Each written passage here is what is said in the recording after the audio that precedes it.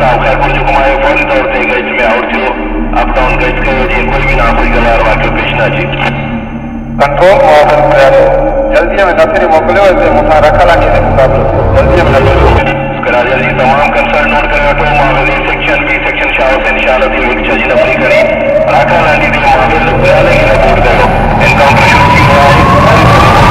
Sindh police के शहीदों को सलाम। शहीद की जो मौत है वो कौम की हयात है, इसमें कोई शक नहीं है। जब तक न जलें दीद शहीदों के लहू से, कहते हैं कि जन्नत में चरागा नहीं होता। 4 अगस्त हर साल पाकिस्तान भर में यौम शोहदाए पुलिस के हवाले से मनाया जाता है। जिस दिन सिफत गयूर शहीद ने अपनी जान का नजराना पेश करके इस धरती को अमन की खातिर एक अच्छा पैगाम दिया और सारी पब्लिक को एक पैगाम दिया। जितने भी हमारे जवान अफसरान जो इस राह में शहीद हुए हैं, उन्होंने ना सिर्फ पुलिस डिपार्टमेंट का बल्कि सूबा सिंध का और पूरे पाकिस्तान का असर फख्र से बुलंद किया है। लतीफ़ मां ग्रेजुएशन करे रहा आया इंटरनेशनल रिलेशन में। उन्हनि जी एजुकेशन के दौरान ही सिंध पुलिस में एज ए साइड जे लाइ जॉब्स तो मुंहिंजे वालिद साहब उन्हनि अप्लाई कियो ऐं एग्ज़ाम इंटरव्यू थियो ऐं क्वालिफाई करे। मुंहिंजो वालिद साहब 1991 में महमूद चन्ना थाणे ते तैनात हुयो। मुंहिंजे भाउ जेको आहे सो 1995 में ड्यूटी ज्वाइन कई। तंहिंखां बाद में पंहिंजे बहादुरीअ सां ड्यूटी कंदो रहियो। मुंहिंजो वालिद साहब हुयो उहो 2008 में सब इंस्पेक्टर प्रोमोट थियो। 2019 ताईं वालिद साहब मुसलसल एसएचओ में रहा। मुंहिंजो भाउ 2009 में SRP में सिंध रिजर्व पुलिस में सखर में अपॉइंटमेंट थियो हुयो। उन खां पोइ मुंहिंजे भाउ जी ट्रांसफर थी बल्दिया बेस टू कराची में। इन दौरान मुंहिंजे वालिद साहब खे कमांडो ट्रेनिंग जो हिकिड़ो चांस मिलियो त तव्हां कमांडो ट्रेनिंग कयो। उन वक़्तु कमांडो ट्रेनिंग खे यानी सिंध पुलिस में वॾो हार्ड कोर मञियो वेंदो। हलो उहे विया हुते उन्हनि एक्सपर्टीज़ वरितियूं।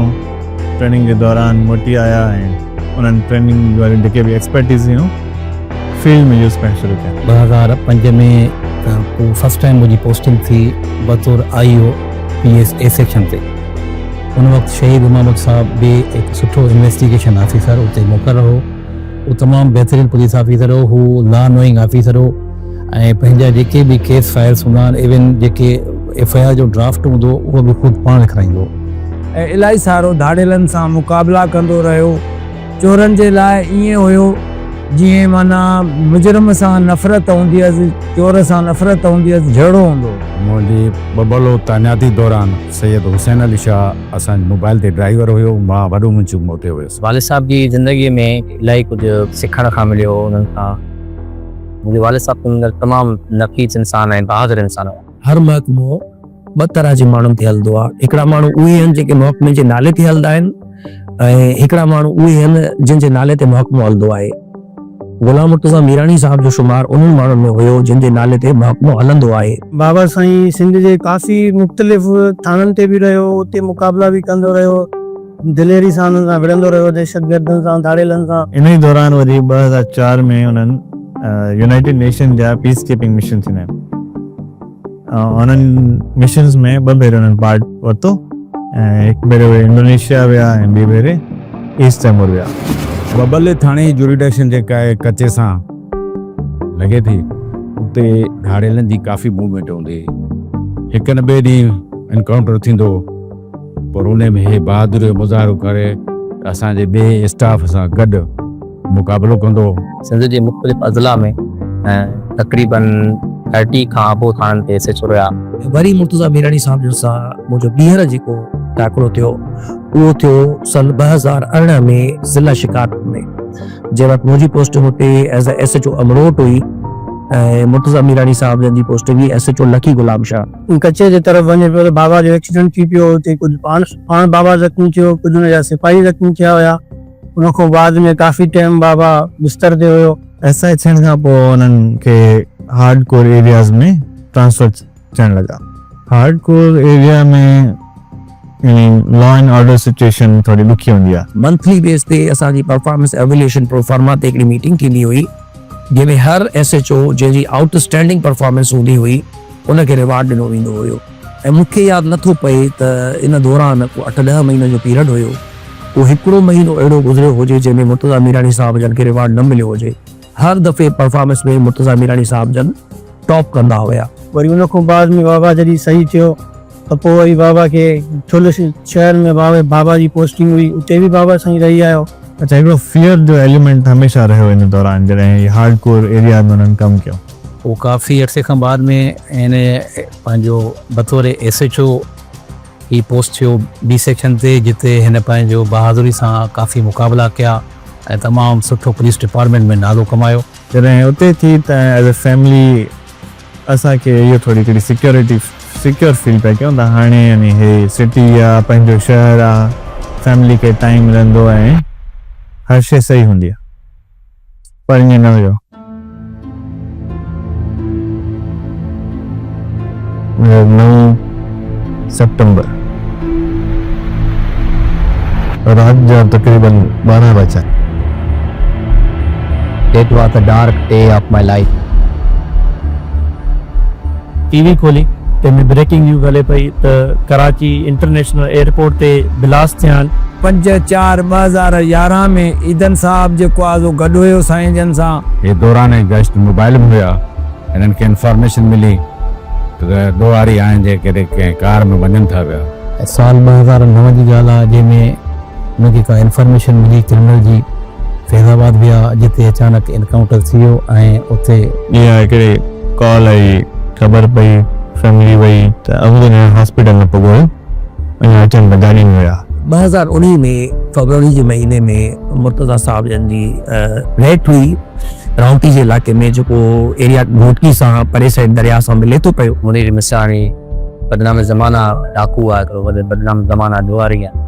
उन जे दुकान अॾे ते का खणण विया।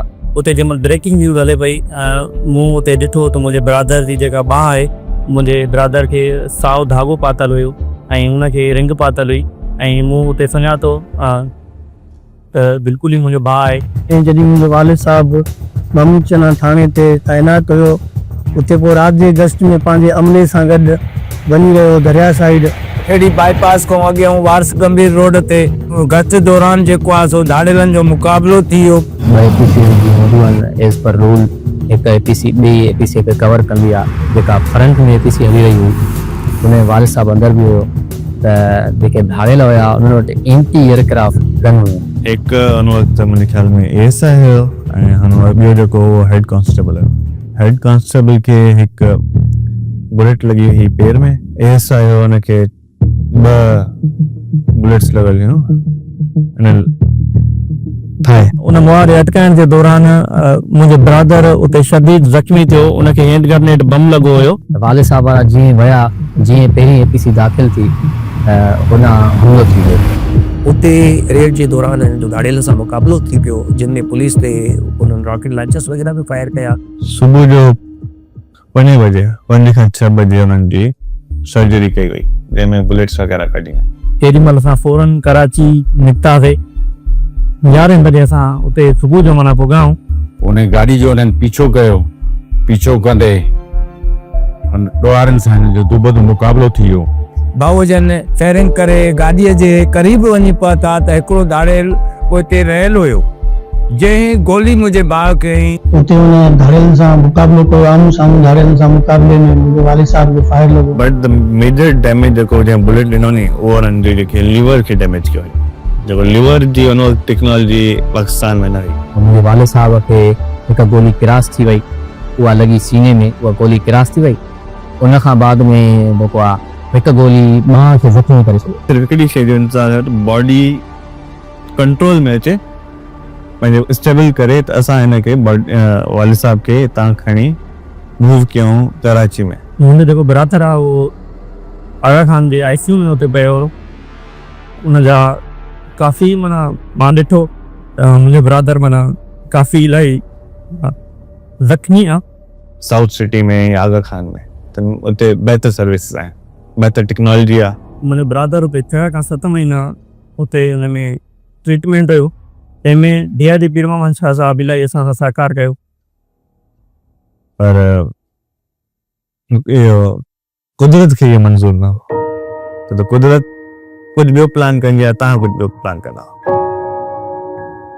असांखे जॾहिं ख़बर पई त असांजे घर में कोहराम अची वियो, 3 दिसंबर 2014 ते मुंहिंजो ब्रदर शहीद थी वियो। उन खां बाद में हालात वॾा जल्दी चेंज थींदा हुया, जहिड़े तरीक़े सां घर हलंदो हुयो पर उन खां मुख़्तलिफ़ थी वियो, कुझु ज़िम्मेदारियूं असांजे मथां अची वयूं। असांजी जेका फैमिली आहे असांजे ब्रदर खे काफ़ी यादि कंदी आहे। ऐं उन खां बाद में उनजा बचड़ा नंढड़ा हुया, उहे यतीम थी विया। सो जेको मुंहिंजे वालिद साहब खे करिणो पियो उन कयो। इमाम बख्श साहब जिन एक बेहतरीन पुलिस ऑफिसर रहिया आहिनि, असांजे डिपार्टमेंट जो हिकु सुठो सरमायो रहिया आहिनि। नौकरी असांखे करणी आहे, पोइ 25 साल ते रिटायर थी वञूं या 48 साल नौकरी करे 60 साल ते रिटायर थियूं, ॿिन्हिनि सूरतुनि में छो न अहिड़ो कमु कजे जो जॾहिं रिटायर थी वञूं या जॾहिं मरी वञूं त दुनिया असांखे सलाम करे। होम ज्यूरिस्डिक्शन खे जेको PS लॻी रहियो आहे, उनजो नालो असांजे वालिद साहब जे नाले ते मंसूब कयो वञे, जो नालो आहे PS शहीद गुलाम मुर्तज़ा मीरानी। असांखे फ़ख्रु आहे त असांजो वालिद साहब हिकु शहीद आहे पुलिस जी। उनकी कुर्बानियों की वजह से इस मुल्क में अमन है, इस सूबे में अमन है। असांखे पंहिंजे भाउ ते फ़ख्रु आहे। शहीद असांजे पुलिस जो सरमायो आहिनि। किथे बि वेंदा आहियूं त असांखे फ़ख्रु महसूसु थींदो आहे, शहीद जा भाउ सॾाईंदा आहियूं त असांखे बिल्कुलु जेको आहे सो इज़त मिलंदी आहे। इन्हीं की कुर्बानियों की वजह से ही हमारी जो आवाम है उसमें पुलिस डिपार्टमेंट की बहुत ज़्यादा इज्जत है। और वो पंजाब हो, बलूचिस्तान हो, KP हो या सिंध हो, आपकी जान, माल और आबरू की हिफाजत के लिए हर लम्हा तैयार है। As a family